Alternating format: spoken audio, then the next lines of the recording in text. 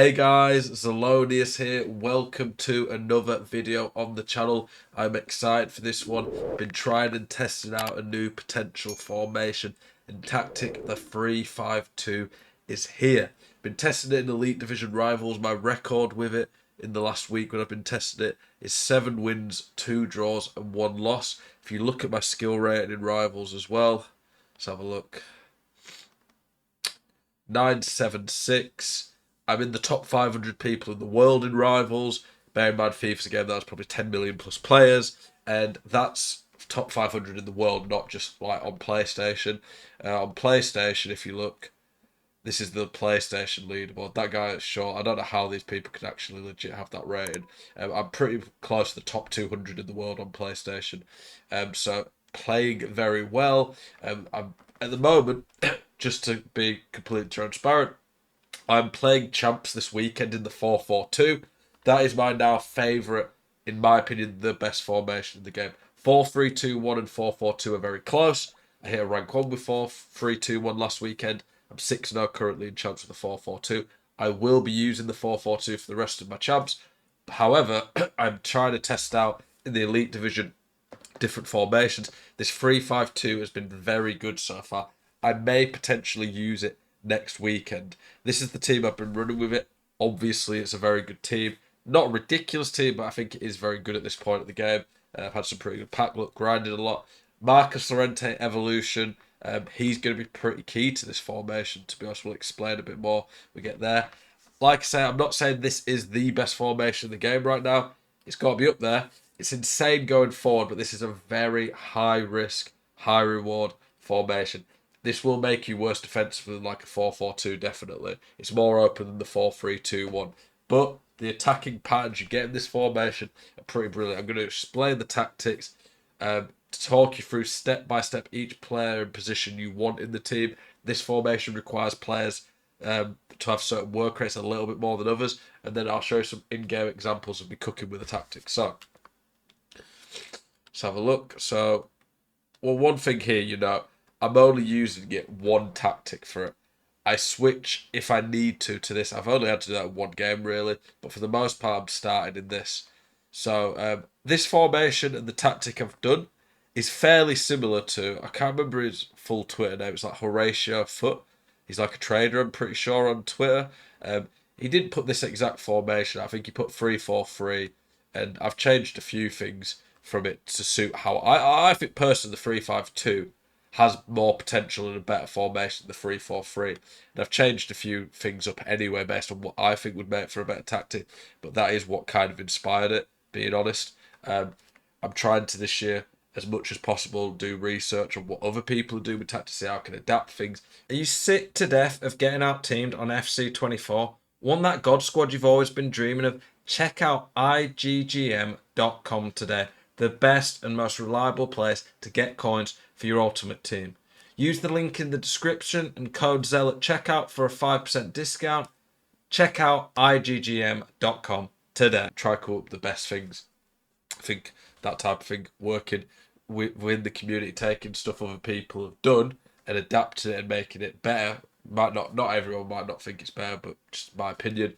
I think that's good. But I think, of course, it's important that you give credit to people when they have done stuff like that. I think the community at times isn't very good for doing that. But the 3-5-2, so this is how I've got it set up. I would like, ideally, this outside centre-backs to be quicker. I've got Van Dijk and Blanc. They're great. They're still brilliant centre backs, but the outside ones are going to have to be covering the wing a bit more. Theo Hernandez, absolutely perfect for this. The middle centre back, just make it a big tank. Van Dijk is literally perfect for that. Still want decent pace, obviously. Blanc, very good. A little bit slow for an outside centre back, but more than good enough still. The midfield, you could have an anchor man in here, or an anchor woman, like Gayora. But for me, I still like having those ball players in midfield who can get you out of the press, can shoot when they get forward, really good on the ball, can play crazy passes. So Patelis and Bonmati are crazy for that. Leao and Llorente out wide. Llorente is probably more suitable to this. Honestly, I would like high work rates. I didn't really think on previous versions of FIFA the last few years that work rates did a lot. A lot of people have said for years they do. I personally don't think they've done much. However, this year I think they are a lot more noticeable. This formation, Liao really doesn't suit it because he's brilliant going forward and his pace out wide's pretty crazy in game. He burns people for fun, he's rapid, and he can really abuse that out wide. However, he's got low work rate defensively. If you have a low defensive work rate, they barely track back. Having a high here would be perfect. Once Lorente gets the Centurion's evolution fully done, he'll have high. Right now he's high medium. But he does track back a bit, but high would be perfect. Pace, good all round players, pretty important here. The cab, someone like Messi's perfect. Some good passing play styles, good on the ball, able to shoot from distance. That type of creative player is perfect, really.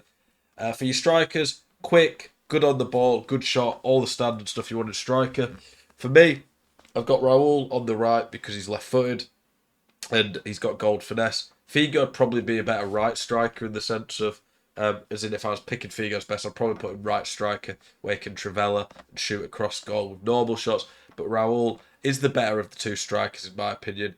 Figo's probably a better winger than Raul, but Raul overall is a bit better. Raul's record for me, by the way, let me quickly show you this. Absolutely ridiculous. He's not far off 3 contributions a game. I mean, he probably is a fair bit, to be fair. It'd be like 210, and he's on about 165. He's on about 2.5 contributions a game, though. He's absolutely crazy. One of the best cards I've ever used. But yeah, that's how I set the team up. In terms of the actual tactics, bit different. This is where I've taken more inspiration from some of the community, like I was saying earlier, but I've changed it up a bit for this. Pressure on heavy touch. You could go balanced. Honestly, balanced and press on heavy touch, I don't notice a massive difference. It does occasionally, though, just kick in and catch your opponent off guard and can be very good. The 40 width, I think you need... I like higher width in some formations this year, but in a formation where you've got 3 centre-backs, I like it being fairly narrow because I don't want my centre-backs to stretch out too much and leave big gaps in the middle. 71 depth works well in this formation. Maybe you could lower it. I've not experimented. I've not had enough time to do this, but maybe you could lower it to like the 60s and maybe that would make this formation a bit less vulnerable going forward. Long ball and possession. I've seen people talk about this for the last couple of years, and I didn't really like it last year. I still think balanced direct passing is a brilliant combo, but the long ball and possession, they're obviously counter to each other, but the general philosophy on this is when you pick long ball and possession, you should have players making runs in behind, but you'll also have players making runs short and giving you options. So it kind of does a bit of both.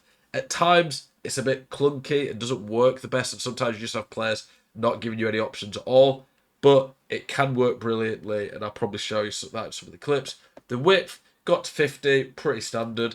Players in box, don't want it too high because it's already attacking as it is. Corners, I just like my big centre-backs in the box. Free kicks doesn't really matter.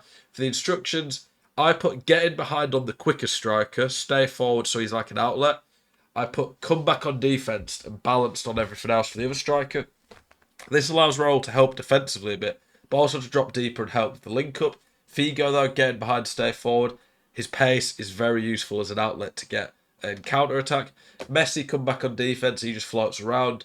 Come back on defence, stay wide, getting behind, get into the box on both the wingers.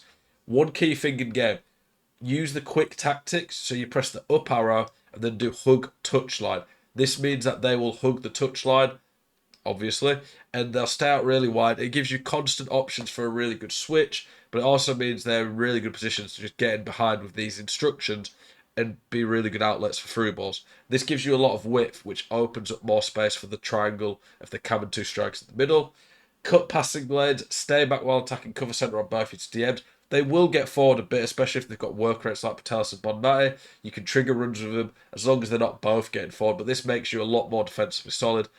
Default on the centre-backs and keeper, and that is the tactic. Let's get into some clips to show you some examples of me scoring some goals with it. In this clip here, I'm going to show you an example of me scoring a nice goal in the 3-5-2.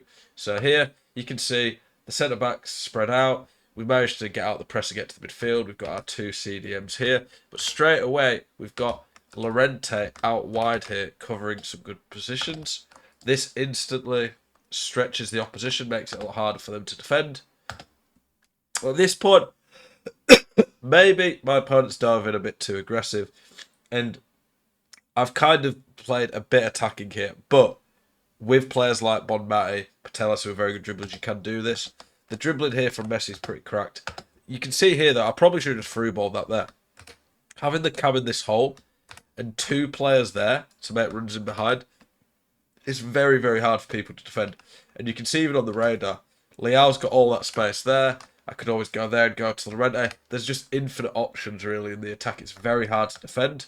Very good dribbling here. Good through ball by Messi. And then for this position, it's just easy to ball on the keeper. You can see all the options had around the box. Very good for counter-attacking. If you can beat the press, and this formation's good at beating the press because it's got options all over, you have so many options in different places to be creative and attack with. In this clip here, you can literally see me counter-attacking from my keeper. So we've got the keeper, 3 centre-backs there. My wingers have already started to get forward. Here, a bit lucky how Messi gets in front and wins the header. However, you can see there, even if Messi didn't win the header, if I'd have been handed the ball around here, I've got a cam and 2 strikers against 2 centre-backs. There, I've got lots of options now. You can see Leao is already in behind. One of the things that makes this formation work so well is you have 3 men in the middle. Having that triangle of a cam and 2 strikers is so hard to defend because they've got so many passing options, so many link-up players, and your opponent naturally tries to defend more there. But then the wingers, who are so wide, the fullbacks struggle to track on this game. Fullbacks just don't track runs very well manually, unless you do it manually. So you can see here, if you look, at this point, his fullback's there. But look what happens. His fullback just switches off. And from that point, I'm in on goal. He has to come to me.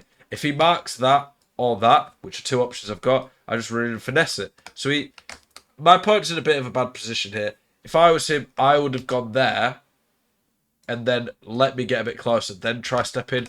But it's a very hard situation to defend. I do a cross to the back post. Leao's got whipped past. Good touch by Raul. As long as he took this good touch, he scores. Really good counter-attack. And the crazy amount of options you get in this formation really opened up that counter-attack. The final clip we're going to show you here, you see a bit of everyone get involved here. The midfield, Messi dropped back. The midfield of the cam and the 2 CDMs do interchange a bit. You see here, nice turn from Patelas. Can play like this with my midfield because they're so good on the ball. Play between the 2 CDMs. Their technical speeds up a bit.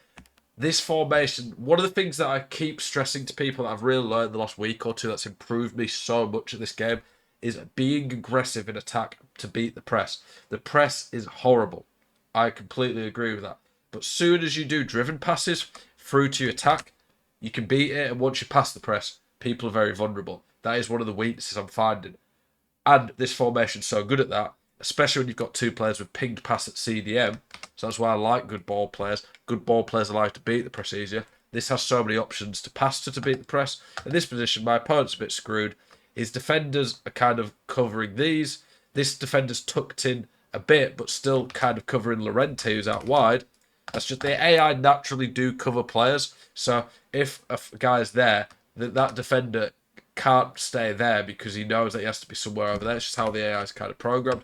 Here, I pass to Figo. My opponent's in a bit of a bad position there because he doesn't know which way I'm going to go. Use the technical to get ahead. And it's a nice finish. This has all come from 2 ball-playing midfielders. Then lots of options that have pulled his team apart and opened up a nice opportunity for a great goal.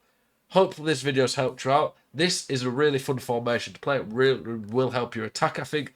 You just have to be careful you have the right players and you can switch and cover options defensively. Let me know what you guys think. As always, I appreciate you and the support you show. Keep it spicy. I'll see you guys in the next one. Peace.